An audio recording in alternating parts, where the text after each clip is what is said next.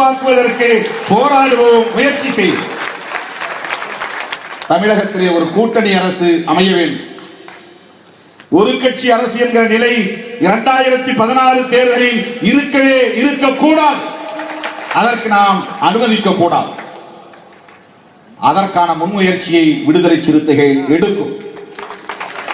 விடுதலை சிறுத்தைகளோடு ஒருமித்த கருத்துள்ள இயக்கங்களை ஒருங்கிணைத்து கூட்டணி அரசு அமைப்பதற்கான கருத்தை ஏற்றுக்கொள்வோரோடு கூட்டணி அமைக்கும். அந்த வகையில்தான் விடுதலை சிறுத்தைகளின் அடுத்த இலக்கு இருக்கும் என்பதை நான் சொல்ல கடமைப்பட்டிருக்கிறேன். அண்ணன் ஜவாஹருல்லா அவர்களும் இன்னும் பல அரசியல் கட்சிகளின் தலைவர்களும் இது குறித்து ஆழ்ந்து சிந்திக்க வேண்டும். தனித்தனியே ஒவ்வொரு கட்சியும் கூட்டணிக்கு தலைமை தாங்குகிற கட்சிகளை அணுகுகிற காரணத்தினால் தமிழ்நாட்டிலே ஒடுக்கப்பட்டவர்கள், சிறுபான்மையினர் மிக மோசமான முறையிலே வஞ்சிக்கப்படும் நிலை உள்ளது.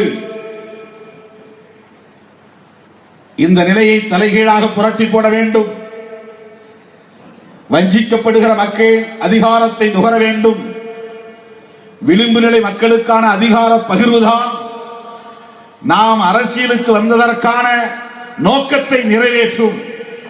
எனவே தமிழகத்தில் ஒரு கூட்டணி அரசை உருவாக்குவதற்கான உத்திகளை வகுப்போம், அந்த திசை நோக்கி பயணப்படுவோம் என்று சொல்லி இந்த விழாவில் பங்கேற்று சிறப்பித்த என் உயிரின் உயிரான விடுதலை சிறுத்தைகள் அனைவருக்கும் என்னுடைய நெஞ்சார்ந்த நன்றியை தெரிவித்து, விருதுகளை பெற்றுக் கொண்ட சான்றோருக்கும் என்னுடைய மனமுவந்த நன்றிகளை தெரிவித்து நிறைவு செய்து விடைபெறுகிறேன்.